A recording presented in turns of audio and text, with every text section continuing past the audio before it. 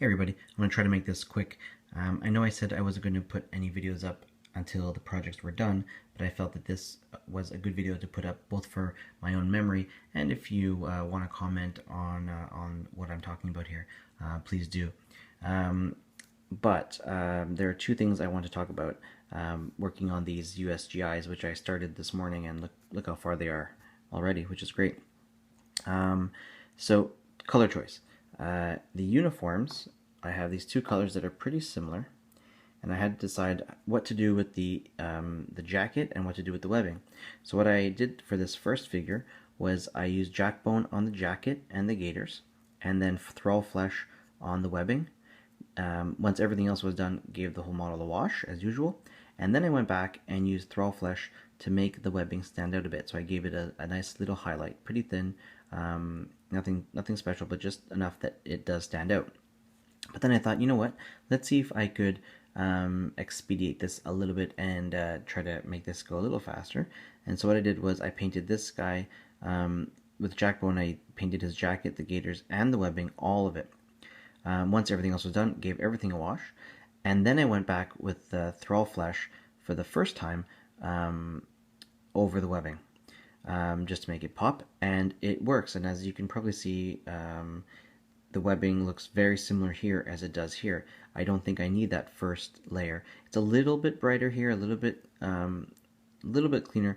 I could probably add a bit more highlight to it afterwards, but what I've decided is I'm going to do it like this. I'm going to make it easier on myself, make it quicker, and just paint everything in jackbone, and then after the wash, give the highlight with thrall flesh to bring out the webbing. On the tabletop, it'll look, just the same, so no big deal. The other thing I wanted to talk about is helmet color. Now for my 15mm figures and my paratroopers, I used Trader Green for the helmet, for the bayonet sheath, for bazookas and mortars and all that kind of stuff. All that green stuff, I use Trader Green, and I still like it. From now on, what I've decided is for helmets, I will use Trader Green, but for helmets with webbing, I will actually use Battle Dress Green for the helmet, and then once the wash is done and dried, I will go over the webbing with Trader Green so it stands out just a little bit.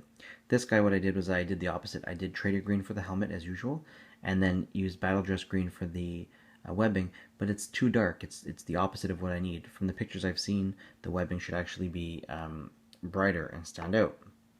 So this way it doesn't work. It's not bad, and it's very subtle. You can't really tell, and I'm sure if I did it the other way around, it'll be pretty subtle too, but it'll make me feel good that I'm trying something a little different. So yeah, Battle Dress Green with a Trader Green webbing as opposed to fully Trader Green for the other helmets. So we'll see how that turns out. I'll talk about that in the next time. Next time I do a video for these guys, the how to paint video, which will come up sooner or later. So anyway, thank you for watching. Comment if you'd like, and you'll see all of these guys done pretty soon, probably by the end of tomorrow. So thanks for watching. Have a good midweek. See you later.